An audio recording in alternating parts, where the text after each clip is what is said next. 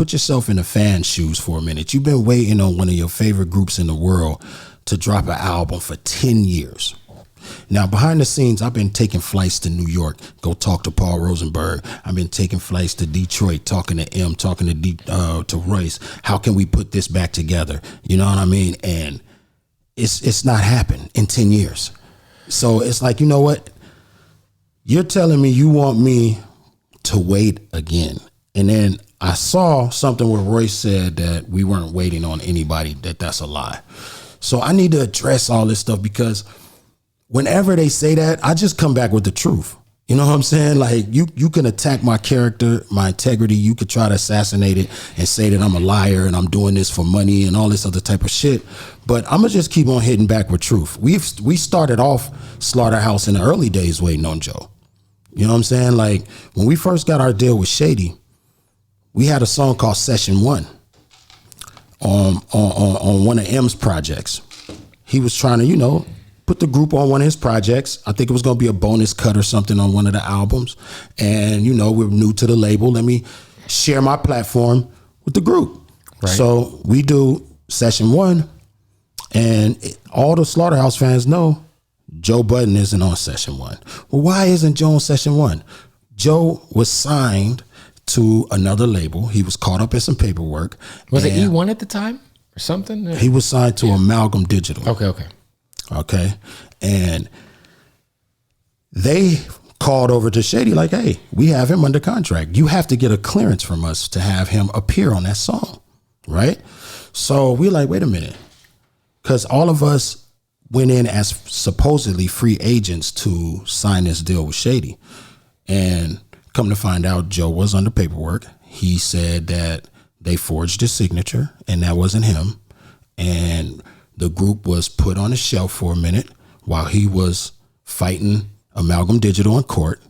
And we were waiting on Joe because we couldn't move forward. Now, here we are with a brand new deal with Shady Records, and we can't even really move forward as a group because we got to wait on Joe in court. And that took months, let me tell you. That took months, right? So after the signature expert determined that was his signature on the contract, we was able to figure out how to move forward after that. You know what I mean? And that was the first time waiting on Joe to give the fans Slaughterhouse. A lot of other scenarios like that kept happening. You feel me? So Joe-related scenarios. Joe-related scenarios where we're waiting on Joe.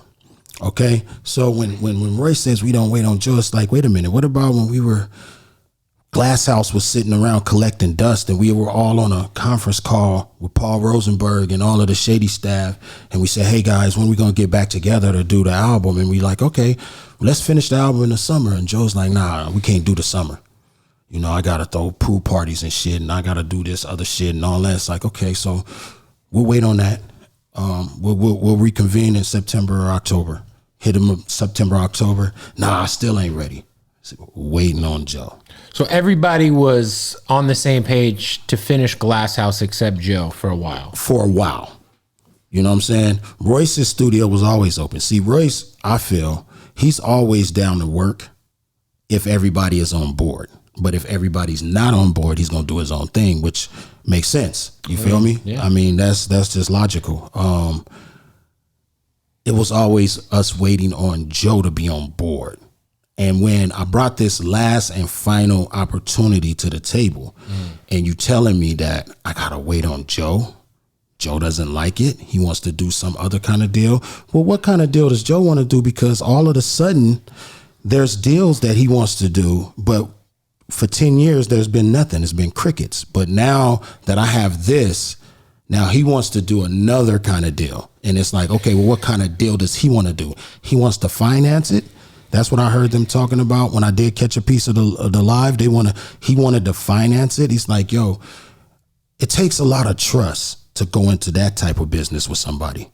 You know what I'm saying? You got to have, like, if I was to, if we would have to all four finance it. One, it could never be just one person. One person, and that one person could definitely not be Mr. Joe Budden. I'm sorry, he don't have that type of credit with me when it comes to the business. You know what I'm saying? Now, I'm just speaking on Slaughterhouse business. He doesn't have the credit with me for me to say, oh, yeah, cool, you can finance it, Joe.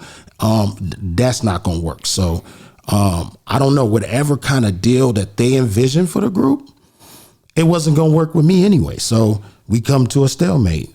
He don't want to do the deal I'm bringing, and I'm not doing the deal his way. So it all leads to Slaughterhouse being over.